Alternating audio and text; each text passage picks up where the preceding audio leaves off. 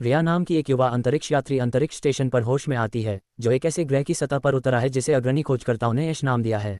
उसे तुरंत एहसास होता है कि उसे न तो अपना नाम याद है और न ही अपने आगमन की परिस्थितियां।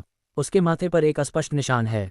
उसके दिमाग में दुर्स्वप्न के दृश्य उमड़ रहे हैं और जो कुछ हुआ है उसके लिए उसे दोषी ठहराते हुए आवाजें आ रही हैं। जहाज के आई से एक तेज चेतावनी आपातकालीन खतरे की चेतावनी देती है, जिससे उसे उठकर स्टेशन की बिजली आपूर्ति बहाल करने और सिस्टम की विफलता को ठीक करने के लिए मजबूर होना पड़ता है। जैसे ही रिया स्टेशन से गुजरती है, वह दीवारों और फर्श पर खून के धब्बे देखकर भयभीत हो जाती है। जल्द ही उसे एक साथी चालक दल के सदस्य का शव मिलता है। वह लाश से एक चाकू निकालती है और आगे बढ़ती है, ये समझते हुए कि उसके सभी चालक दल के सदस्य मर चुके हैं। वह एक खुली हुई हैच के पास पहुंचती है, जिसके आगे एक चट्टानी परिदृश्य फैला हुआ है जहां राख जैसी परतें लगातार गिर रही हैं। उसके सिर के ऊपर प्रकाश का एक विशाल द्वार खुला हुआ है, जो एक सुरंग जैसा दिखता है। उसके दिमाग में एक आदमी का नाम उभरता है, ब्रान। उसकी सांस फूलने लगती है और वह स्टेशन पर वापस लौटने के लिए संघर्ष करती है, जहां जीवन रक्षक प्रणाली खतरनाक रूप से गिरते ऑक्सीजन स्तर का संकेत देती है। रिया ये समझने की कोशिश करती है कि उसके साथ क्या हो रहा है, लेकिन उसकी आंखों के सामने उसके पूर्व चालक दल के विकृत चेहरे चमक उठते हैं। फिर अचानक एक शानदार चालक दल लाउंज में संक्रमण होता है, जहां युवा लोग हंसते हैं और एक खेल खेलते हैं। केविन समृद्धि के बारे में एक शानदार भाषण देता है और डेविस ब्रान को 5 बीन्स के साथ टोस्ट देने का प्रस्ताव देता है, जिससे सभी हंसने लगते हैं। चालक दल जश्न मनाता है, यह मानते हुए कि रिया नए खोजे गए खगोलीय पिंड पर कदम रखने वाली पहली महिला होने के सम्मान की हकदार है, क्योंकि खोज के वर्षों में ये पहली बार है कि उन्हें लगभग सांस लेने योग्य वातावरण वाला ग्रह मिला है। वास्तव में रिया मेडिकल बे पहुंचती है और अपनी गर्दन पर एक घाव को पट्टी से भरती है। फिर शव की ओर जाती है, अपनी पहचान और उन घटनाओं को एक साथ जोड़ने की कोशिश करती है जो उसे यहाँ लेकर आई हैं। बाद में वह स्टेशन की खोज करती है और जहाज के लॉग को ढूंढती है, जिसमें वायुमंडल की स्थिति और विभिन्न डिब्बों में दबाव के स्तर के रिकॉर्ड होते हैं। वीडियो प्रविष्टियों को देखते हुए वह पौधों के साथ काम कर रही थी, लेकिन रिया को इसकी कोई याद नहीं है। अचानक सुरक्षा प्रणाली जोन 1 में हलचल का संकेत देती है। चाकू से लैस रिया स्रोत की ओर बढ़ती है और एलॉक के माध्यम से प्रवेश करने वाले स्पेससूट में एक आकृति पर हमला करती है। अजन भी उसे नाम से पुकारता है और उसे रुकने के लिए कहता है। उसकी हिचकिचाहट को देखते हुए वह खुद को ब्रान के रूप में पेश करता है और बताता है कि वह यहाँ से संकट संकेत प्राप्त करने के बाद कक्षीय जहाज से आया था। उसके अनुसार क्लार्क पागल हो गया, चालक दल पर हमला किया और सभी को मार डाला। रिया ने स्वीकार किया कि उसे केवल टुकड़े, दृश्य और महिला द्वारा किए गए हमले याद हैं। उसे नहीं पता कि क्या हो रहा है, वह कौन है या वह कहाँ है। ब्रान एक मेडिकल ड्रोन को सक्रिय करता है, ये बताते हुए कि उनके अभियान और अंतरिक्ष यान का नाम 7F है। उसे पता चलता है कि रिया की याददाश्त पूरी तरह से मिट चुकी है और पृथ्वी की यादें भी गायब हैं। महिला को एक डायग्नोस्टिक टेबल पर रखा जाता है और मेडिकल बॉट उसके शरीर को स्कैन करना शुरू कर देता है, जबकि ब्रान उसे बताता है कि पिछले 6 समान मिशन विफल हो गए थे। अब मानवता की सारी उम्मीदें 7वें प्रयास पर टिकी हैं, क्योंकि पृथ्वी के संसाधन लगभग समाप्त हो चुके हैं। यदि वे सफल होते हैं तो वे इस नई दुनिया को अपना घर कह सकते हैं। उस समय मेडबॉट के उपकरण रिया के सिर पर घाव में घुस जाते हैं और उसे दर्द में देखकर ब्रान उसे प्रोत्साहित करने की कोशिश करता है। वह समझाता है कि उसे कक्षा में रहना था, किसी भी खतरे के लिए समय पर प्रतिक्रिया करने के लिए बेस के लिए एक पर्यवेक्षक के रूप में काम करना था, जो उसने ठीक वैसा ही किया है। अचानक रिया को आकाश में एक चमकीली वस्तु याद आती है और ब्रान पुष्टि करता है कि यह ऊपर परिक्रमा कर रही उनकी मदरशिप है। जबकि मेडबॉट रिया के घावों को ठीक करने का काम करता है, ब्रान उसकी स्थिति के लिए चिंता दिखाता है। रिया ने कबूल किया कि उसने एक मेडिकल पैच का इस्तेमाल किया था, जिससे उसे अजीब सी अनुभूति होती है, जैसे कि यह कभी कभी उसे अतीत के कुछ अंश याद करने में मदद करता है। ब्रान याद करते हैं कि कैसे अपनी यात्रा के दौरान टीम ने अंतरिक्ष कार्यक्रम में शामिल होने के अपने उद्देश्यों पर चर्चा की थी। रिया ने इस बात पर जोर दिया था कि यह कोई बलिदान नहीं था, बल्कि पृथ्वी के लोगों को परेशान करने वाले सवालों के जवाबों की खोज थी। वह ग्रह के वर्तमान से असंतुष्ट थी और मानवता की मदद के लिए कुछ भी करने को तैयार थी। ब्रान ने नोट किया कि अपनी याददाश्त खोने के बावजूद वह खुद के प्रति सच्ची है और सुझाव देती है कि उसे थोड़ा आराम करना चाहिए। लेकिन रिया क्लार्क के विचार को नहीं छोड़ सकती, जो अभी भी जीवित हो सकता है। यदि ऐसा है तो उसकी ऑक्सीजन की आपूर्ति समाप्त हो रही होगी। उसे तुरंत आश्रय खोजने की आवश्यकता है, क्योंकि यहाँ रेत के तूफान बेहद खतरनाक हैं। महिला सूट पहनती है और अपने सहयोगी की तलाश में निकल पड़ती है। उसे एक ड्रोन देखने की याद आती है, जिसे उसने सब कुछ गलत होने से पहले संचालित करने की योजना बनाई थी और उसे खोजने की उम्मीद है। जैसे ही वह इलाके का सर्वेक्षण करती है, रिया इस संभावना पर विचार करती है कि क्लार्क किसी विदेशी वायरस से संक्रमित हो सकता है और अपनी मानसिक स्थिति खो सकता है, जिससे ये त्रासदी हुई। जब रिया अंतरिक्ष यात्रियों के अवशेषों से भरे काले बैग को स्टेशन से बाहर खींचती है, तो ब्रान उसे सलाह देता है कि जो हुआ है उसे भूल जाए। स्टेशन केवल बुनियादी कार्यों का समर्थन करने वाली बैकअप बिजली पर चल रहा है और यहाँ तक कि ऑक्सीजन की आपूर्ति भी लगभग समाप्त हो गई है, इसलिए उन्हें तुरंत ग्रह छोड़ देना चाहिए। आपदा के कारणों सहित बाकी सब कुछ अब मायने नहीं रखता। उनकी पहली प्राथमिकता कक्षा में वापस लौटना है, जो इतना आसान काम नहीं है, क्योंकि शटल के प्रक्षेप पथ को जहाज की कक्षा के साथ सटीक रूप से संरेखित करना होगा। रिया की हालत के बारे में चिंतित ब्रान उसकी थकान को नोटिस करता है। वह भी थका हुआ महसूस करती है और थोड़ा आराम करने का फैसला करती है। हालांकि उसकी नज़र केविन के बेजान शरीर पर पड़ती है। और उस पल में वह एक भयानक खून से लथपथ राक्षस की कल्पना करती है। दृश्य जल्दी से गायब हो जाता है और रिया थकावट को इस घटना के लिए दोषी ठहराते हुए जहाज पर वापस लौटती है। हालांकि लगभग हर वस्तु जो हथियार के रूप में काम कर सकती है उसे हाल ही में सामने आई त्रासदी की याद दिलाती है। रिया एक बार फिर साइकेडेलिक पैच का उपयोग करने का सहारा लेती है। बाद में स्टेशन एक रेत के तूफान से घिर जाता है। जैसा कि वह इसे घटित होते हुए देखती है, रिया को एहसास होता है कि उसकी यादें वापस आने लगी हैं और वह ब्रान को इस विकास के बारे में बताती है। अचानक कृत्रिम बुद्धिमत्ता एक विघटन घटना की रिपोर्ट करती है। अपने स्पेस सूट पहनकर शेष चालक दल के सदस्य गंभीर रूप से कम ऑक्सीजन के स्तर के बारे में अलार्म बजाते हुए उल्लंघन का पता लगाने के लिए निकल पड़ते हैं। आपातकालीन डिब्बे में पहुंचकर उन्हें संकेत मिलते हैं कि कोई व्यक्ति या कोई चीज़ वहां रही है। एक अजीब सी आवाज़ सुनकर रिया उसका पीछा करती है और एक उल्लंघन का पता लगाती है। लेकिन जैसे ही वह इसे सील करना शुरू करती है, उसे क्लार्क का एक विकृत गंभीर चेहरा दिखाई देता है। अपनी पूरी ताकत जुटाते हुए वह दुर्स्वप्न दृष्टि से लड़ती है और रहने वाले क्वार्टर में लौटने से पहले मरम्मत पूरी करती है। ब्रान का अनुमान है कि क्लार्क को शायद कोई रोगाणु हो गया होगा जिससे उसका मानसिक संतुलन बिगड़ गया, जो रेबीज जैसा कुछ है। हालांकि रिया को लगता है कि उसके स्पष्टीकरण में कुछ असंगतताएं हैं। वह सच्चाई को उजागर करने और क्लार्क को खोजने के लिए दृढ़ संकल्पित है। लेकिन ब्रान उसे याद दिलाता है कि उन्होंने अपने ऑक्सीजन भंडार का 30% खो दिया है और अगला लॉन्च विंडो अगले 5 घंटों तक नहीं खुलेगा। जब रिया जोर देती है तो वह उसे चेतावनी देता है कि कोई भी देरी उन्हें दम घुटने से मौत के घाट उतार सकती है। उनके दल के सभी प्रयास व्यर्थ हो जाएंगे। वह स्वीकार करता है कि उसे नहीं पता कि क्लार्क के साथ क्या हुआ, लेकिन वादा करता है कि वे इसकी तह तक पहुंचेंगे।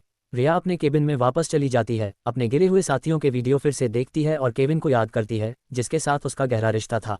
अपनी आंखें बंद करते हुए रिया अचानक खुद को खुले आसमान के नीचे खड़ी पाती है। ऊपर की ओर उड़ने से पहले एक ड्रोन कैमरा उसकी ओर इशारा करता है। चारों ओर देखते हुए उसे पता चलता है कि वह एक खिलते हुए घास के मैदान के बीच में खड़ी है, एक सुंदर गाउन पहने हुए और विदेशी गहनों से सजी हुई है। ताड़ के पत्तों के बीच सूरज की रोशनी नाच रही है और कुछ ही दूरी पर केविन खड़ा है। उसके सामने किसी तरह का पाइप पड़ा है और जब रिया अंदर झांकती है तो उसे एक घुमावदार सुरंग दिखाई देती है जो उसे अंदर की ओर खींच रही है। अचानक केविन दर्द से चिल्लाता है। रिया उसे जहाज पर देखती है और आंसुओं के साथ जागती है। महिला को उस अभियान की अभिलेखीय फुटेज मिलती है जो इस ग्रह का अध्ययन कर रहा था। टीम परिस्थितियों को स्वीकार्य मानती है और हालांकि वे पृथ्वी के लिए विशेष रूप से तरसते नहीं हैं, वे स्वीकार करते हैं कि स्थानीय परिदृश्यों के साथ तालमेल बिठाना मुश्किल होगा। जल्द ही अंतरिक्ष यात्रियों को उन विसंगतियों का स्रोत पता चल जाता है जिनका पता ब्रान ने कक्षा से लगाया था। यह एक विशाल भूमिगत सुरंग है जो झिलमिलाती अज्ञात वस्तुओं से भरी हुई है। अंतरिक्ष यात्रियों को पता चलता है कि ये टेराफॉर्मिंग इंस्टॉलेशन है जो ग्रह के वायुमंडल का निर्माण कर रहे हैं। अंतरिक्ष यात्रियों में से एक सुरंग की गहराई को मापने का प्रयास करता है, लेकिन उतरते समय एक विस्फोट होता है। आकाश में प्रकाश के विस्फोट और अज्ञात पदार्थ के बवंडर उड़ते हैं। भयभीत रिया को पता चलता है कि उसके साथी मर रहे हैं। उस समय ब्रान प्रवेश करता है और उसके हाथों में टैबलेट देखकर अनिच्छा से स्वीकार करता है कि पूरा मिशन गायब हो गया था।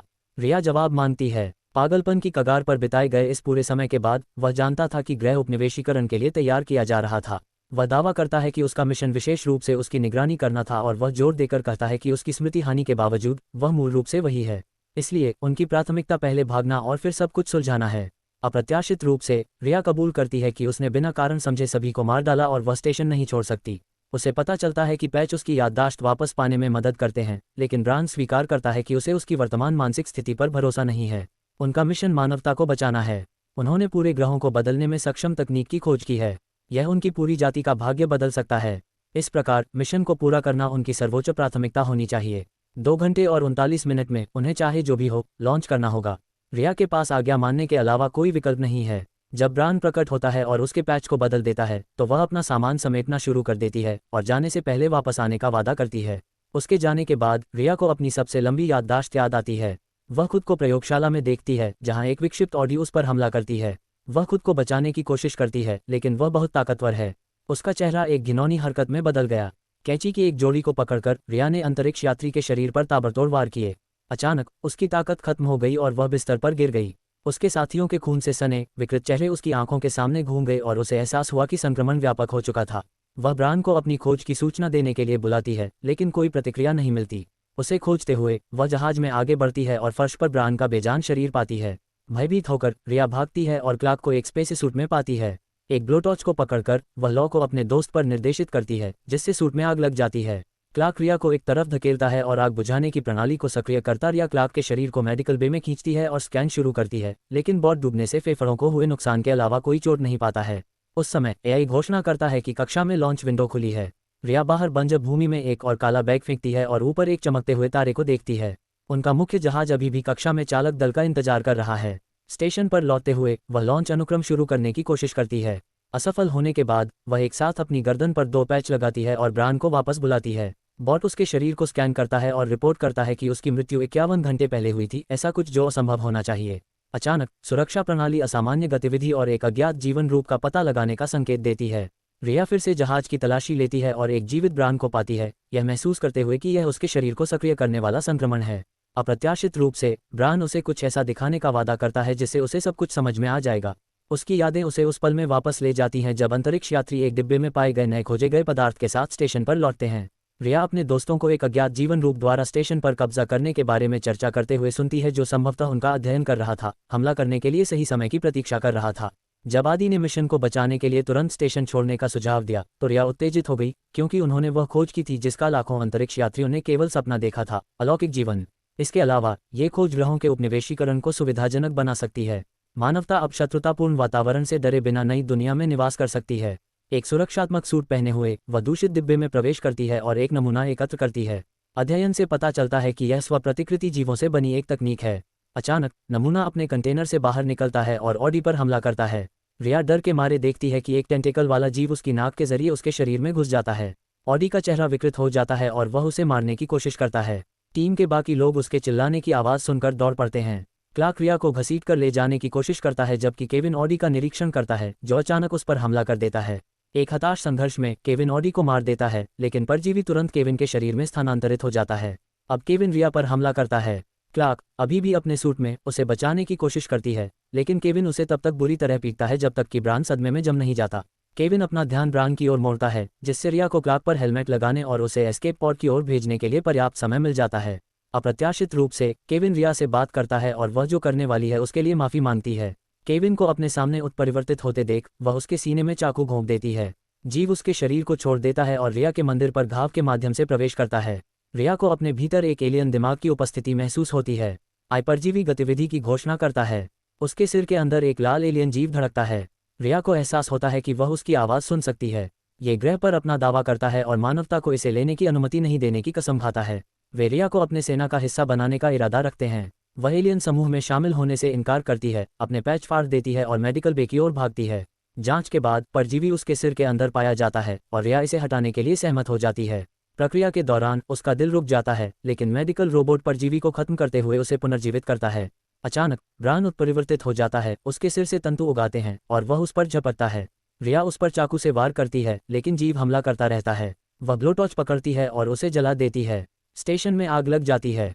सुरक्षात्मक सूट पहने हुए रिया जलते हुए जहाज को खाली कर देती है। एस्केप पॉड पर पहुंचकर वह इंजन चालू करती है और मुख्य जहाज के लिए रास्ता तय करती है।